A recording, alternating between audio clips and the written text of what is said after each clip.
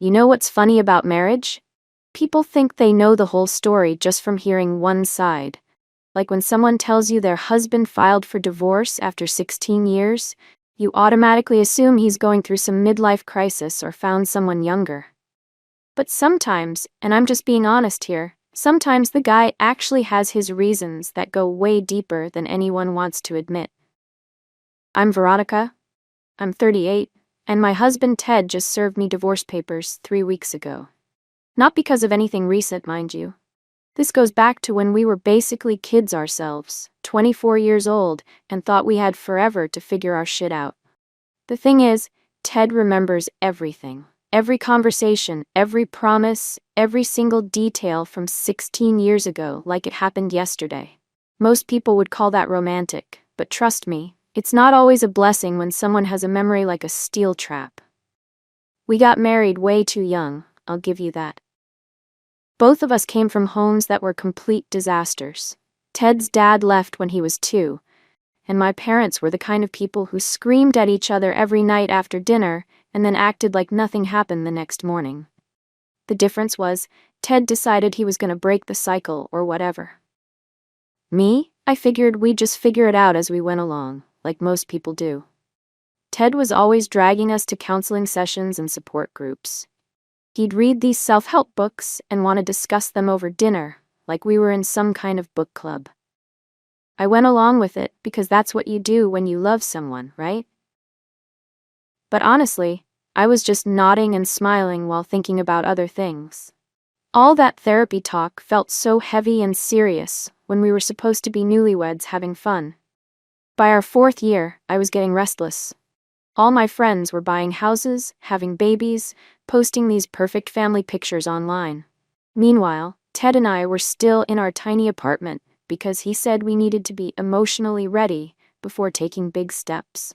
We'd agreed that kids would happen around the 5-year mark, but I was watching everyone else live their lives while we were still talking about our childhood trauma every week. That's when Kyle started coming around more often. Kyle worked construction with Ted, and he'd stop by after work sometimes for a beer and to watch whatever game was on. While Ted was always so intense about everything, Kyle actually made me laugh. He'd notice when I cooked something new, compliment my hair when I tried a different style, just basic stuff that made me feel like an actual woman instead of a therapy project. The first time anything happened, it really wasn't planned. Ted was working late on some job site, and Kyle came by looking for some tools Ted had borrowed. We ended up talking for hours about normal things, not childhood issues or emotional growth, just regular conversation. When he kissed me, it felt like the first time in months that someone actually saw me as desirable instead of damaged goods that needed fixing. I told myself it was just a one-time thing afterward. A stupid mistake that wouldn't happen again. But Ted was so wrapped up in his personal development journey that he didn't even notice I was acting different. He'd come home and immediately start talking about some article he'd read or asking if I'd done the homework our counselor assigned. Meanwhile, I'm sitting there knowing I just spent the afternoon with his friend, and he's completely oblivious. The thing about having a secret like that is it becomes addictive. Every time Kyle would text or we'd all hang out together, there was this electric feeling knowing something Ted didn't know. Kyle was everything Ted wasn't in those days. Spontaneous, easygoing, didn't analyze every single interaction we had. When I was with Kyle, I didn't have to discuss my emotional triggers or practice communication techniques.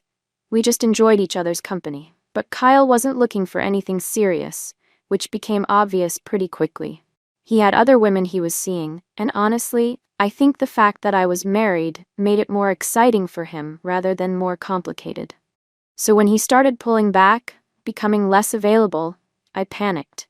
Instead of ending things and focusing on my marriage like any rational person would do, I did something even more stupid. I started seeing Eric, this guy I'd met at the gym. Eric was different from both Ted and Kyle. Older, seemed to have his life together, and he actually appeared interested in something real with me. He'd take me to nice restaurants, buy me little gifts, treat me like I was someone special instead of a work in progress. For a few months there, I was basically living two completely separate lives. At home, I was Ted's wife going through the motions of our recovery process. But with Eric, I was this exciting woman who didn't need to justify or explain herself to anyone. The problem with juggling multiple relationships is eventually something has to give. Ted started asking more questions about where I was going, why I was always checking my phone, why I seemed distracted during our sessions. I got defensive about it, which only made him more suspicious. I started picking fights over stupid things to justify spending time away from the apartment. Looking back, I was basically sabotaging my marriage while telling myself Ted was the problem for being so controlling and jealous about everything. Everything came crashing down when Ted found a receipt in my purse for emergency contraception. I'd completely forgotten it was there after a scare with Eric. When Ted confronted me about it, I did what came naturally. I lied. Told him it was old, that I'd bought it months ago just to have on hand. But Ted's not stupid, and when you've been with someone for 4 years, you know their tells. He knew I was lying, and that's when he started digging deeper into everything. When Ted found that receipt, it was like watching a switch flip in him. Suddenly, this man who'd spent 4 years being patient and understanding and working on himself turned into someone I didn't recognize.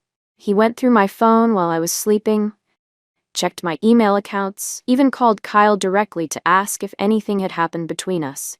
And Kyle, being the stand-up guy he was, immediately threw me under the bus to protect his friendship with Ted. The confrontation was brutal in a way I wasn't prepared for. Ted didn't yell or throw things like my dad used to do. Instead, he sat me down with this manila folder full of evidence. Screenshots of text messages, photos, receipts, even a timeline he'd created of when I'd been lying about where I was. It was like he'd turned into some kind of detective overnight, and honestly, it freaked me out how methodical and calm he was about the whole thing. He asked me point blank, "How many men have there been, Veronica?" I tried to minimize it at first. Told him about Kyle, but made it sound like it was just an emotional connection that got out of hand one time. But Ted kept pushing for details, and eventually I had to admit about Eric too. The expression on his face when I told him there were 2 different guys, I'd never seen him look at me like that before. Like I was a complete stranger. Like everything he thought he knew about me was a lie. Here's the thing though. When you're caught red-handed like that, there's this weird sense of relief that comes with it.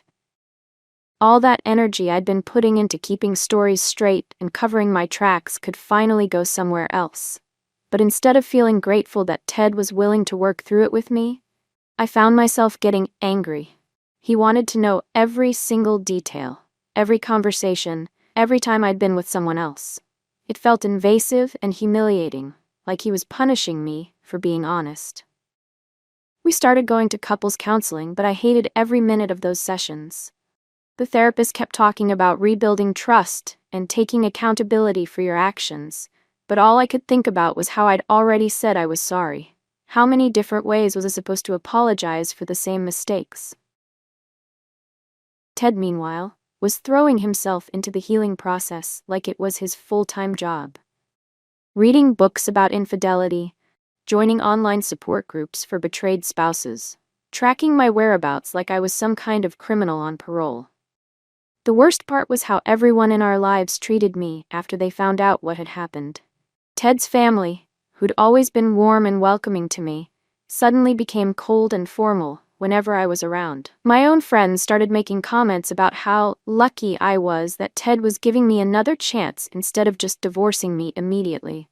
Like I should spend the rest of my life being grateful that my own husband didn't abandon me. It was exhausting, being cast as the villain in everyone else's story when all I'd done was try to find some happiness in a marriage that felt more like a therapy program than a relationship. We decided to try for a baby about a year after everything came out, partly because our counselor thought it might give us something positive to focus on together instead of constantly rehashing the past. I got pregnant pretty quickly with Logan, and for a while there, things actually felt almost normal again.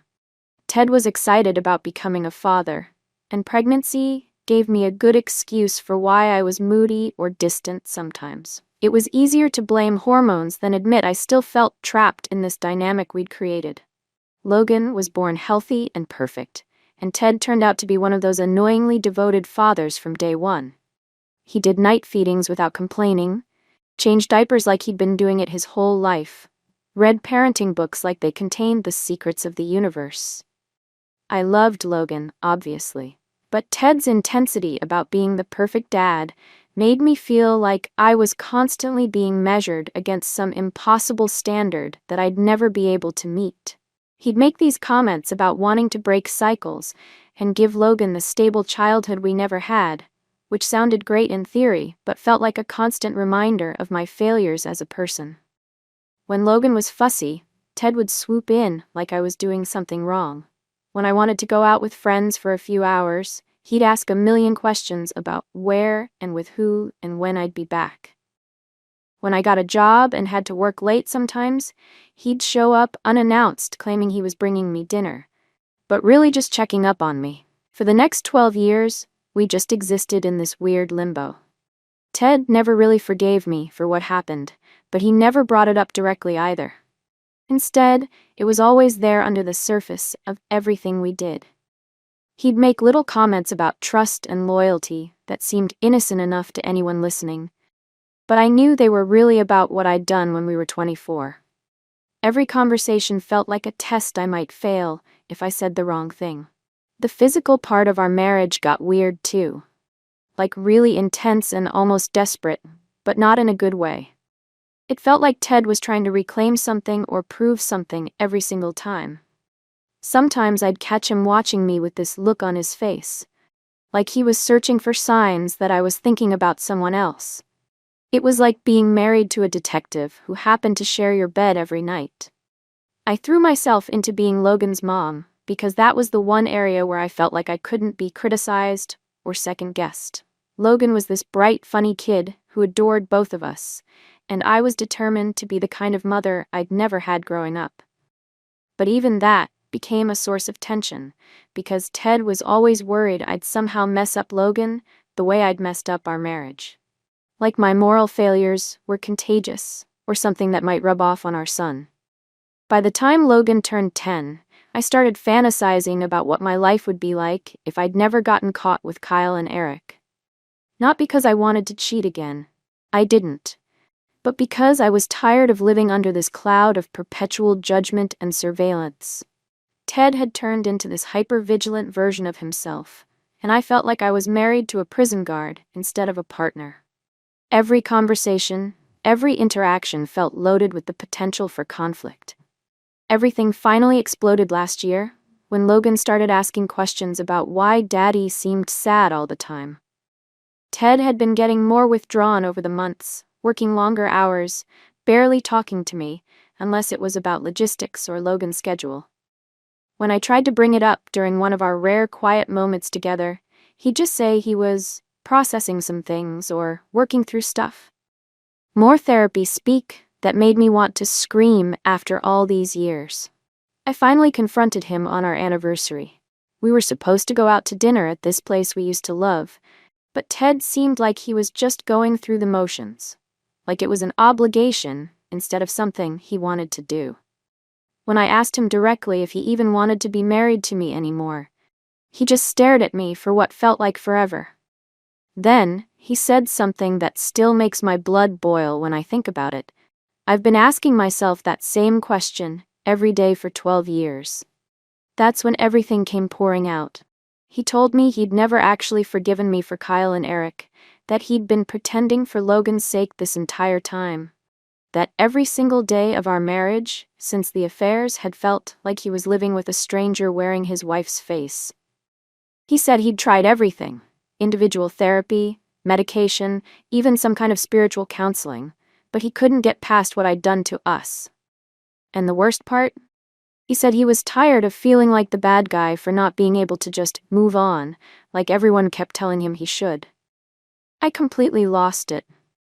Told him he was punishing me for something that happened over a decade ago, when we were practically kids who didn't know anything about marriage or commitment, that he'd made our entire relationship about his inability to forgive instead of focusing on building something good together. That maybe if he'd actually tried to see my perspective, instead of playing the victim for 12 straight years, we might have had a real marriage instead of this weird surveillance situation we'd been living in. He just looked at me with this expression I'd never seen before. Not hurt or angry or even disappointed, just completely done. He said, "You still don't get it, do you? After all this time, after everything we've been through, you still think you're the one who got wronged here." Then he told me he'd already talked to a lawyer, that he'd been planning this conversation for months, that he was tired of pretending we had a marriage worth saving when we both knew it had been over for years. The next few weeks were a blur of paperwork and legal consultations. Ted moved into the guest room and started making arrangements for joint custody, like he'd been thinking about it for a while. He was methodical about the whole process, just like he'd been about everything else in our marriage. Made spreadsheets of our assets, researched Logan's school district boundaries, even found a child psychologist to help Logan adjust to the divorce. Meanwhile, I was just trying to process that my 16-year marriage was ending because my husband couldn't get over something that happened when we were barely adults. The divorce was finalized 8 months ago, and honestly, it's been a complete nightmare from start to finish. Ted got the house because he could afford the mortgage payments on his own, and the judge thought it would be better for Logan's stability to stay in the same school district. I got half the equity, which sounds fair until you factor in how much lawyers cost and how impossible it is to find a decent apartment in this market on what I make working part-time. Ted also got primary custody, which still makes me furious every time I think about it. Just because he makes more money and has this stable home environment doesn't automatically make him a better parent than me. But apparently, having affairs 16 years ago makes you a flight risk in family court, even though I've been nothing but devoted to Logan since the day he was born. Now I get him every other weekend and one dinner during the week, like I'm some kind of distant relative instead of his mother. The worst part is watching how quickly Ted moved on with his life. Not with another woman. He's too smart to introduce that complication during custody negotiations, but with everything else. He joined some kind of men's support group, started working out again, even took Logan on this big camping trip to Colorado that I wasn't invited to join. It's like the second he got rid of me, he became this whole new version of himself that I never got to see during our marriage.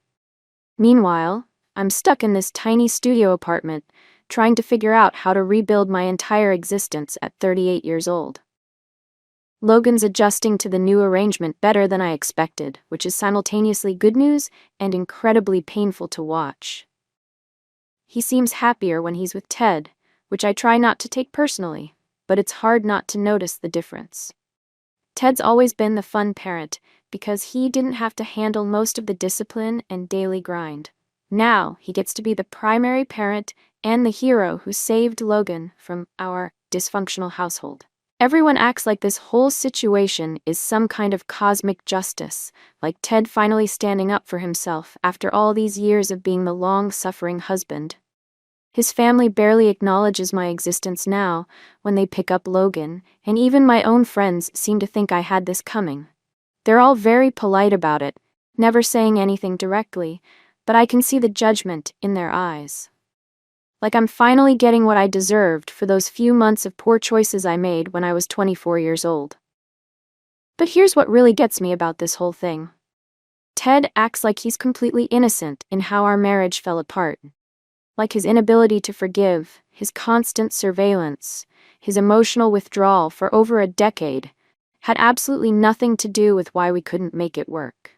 He's rewritten our entire history to make himself the long-suffering victim, and me, the villain, who destroyed our family with her selfishness.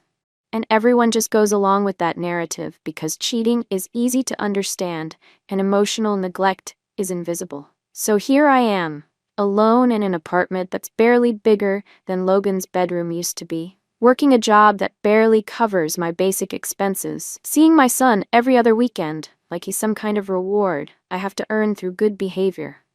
Ted gets to keep the house, the respect of everyone we know, primary custody of our child, and the satisfaction of being right about everything. And me? I get to start over with nothing at 38, carrying the label of cheater for the rest of my life. All because I made some stupid decisions when I was basically still a kid myself. But sure, everyone can keep pretending this is justice. Everyone can keep acting like 16 years of emotional punishment was a reasonable consequence for a few months of bad judgment. Everyone can keep believing that Ted's version of events is the whole truth and nothing but the truth. I know what really happened in our marriage, and I know I wasn't the only one who gave up on making it work. But apparently, that doesn't matter when you're the one who cheated first.